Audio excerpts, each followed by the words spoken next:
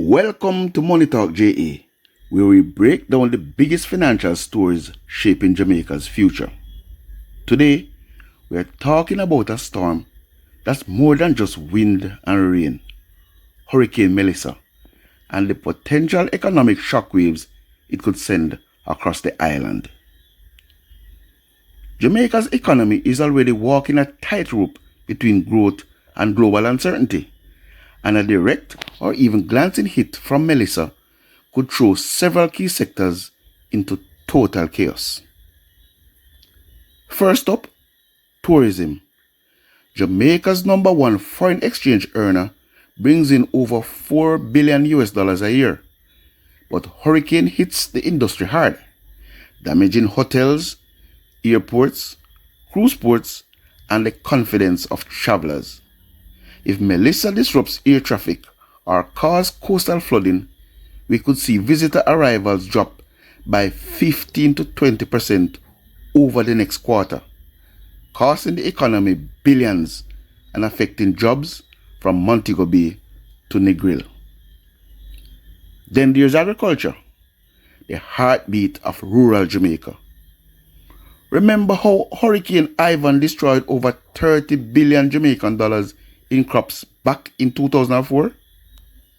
A storm like Melissa could wipe out key export products like bananas, coffee, and sugarcane, driving up local food prices and forcing the government to increase imports just to stabilize supply.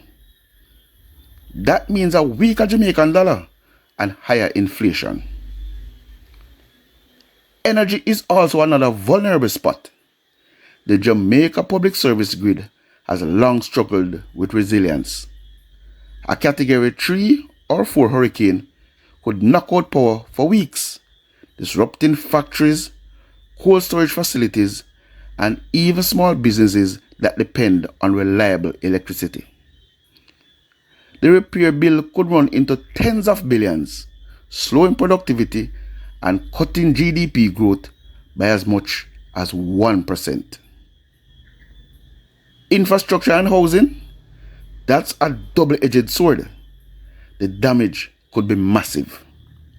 Roads, bridges, schools, and hospitals could all take hits, but reconstruction spending might actually boost the construction sector in the months that follow, similar to what happened after Hurricane Sandy in 2012.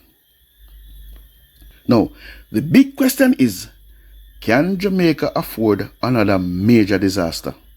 The country's debt to GDP ratio has improved, but is still hovering around 70%. If the government has to borrow heavily to rebuild, that progress could quickly unravel, pushing Jamaica back into fiscal strain. The Bank of Jamaica would then face pressure to raise interest rates again to control inflation, which could make borrowing more expensive for everyday Jamaicans and slow business expansion. But it's not all doom and gloom. Jamaica has learned from past storms. Disaster preparedness has improved, and insurance coverage through programs like the CCRIF SPC could help cushion the blow with payout worth millions in disaster relief. The key will be speed. How quickly Jamaica can reopen its tourism infrastructure, restart exports, and keep investor confidence steady. Because when it comes to hurricane, time is money, and recovery speed determines how deep the financial scars will be. In short, Hurricane Melissa is not just a weather event, it's a potential economic test for Jamaica's resilience, testing our readiness, infrastructure, and fiscal flexibility all at once. Let's hope for the best, but plan for the worst. Thanks for watching Money Talk JA. Please remember to hit the like button and subscribe for more updates. Stay safe, stay informed, and click the video on the screen now to learn more about how money talks in Jamaica. Catch you in the next video.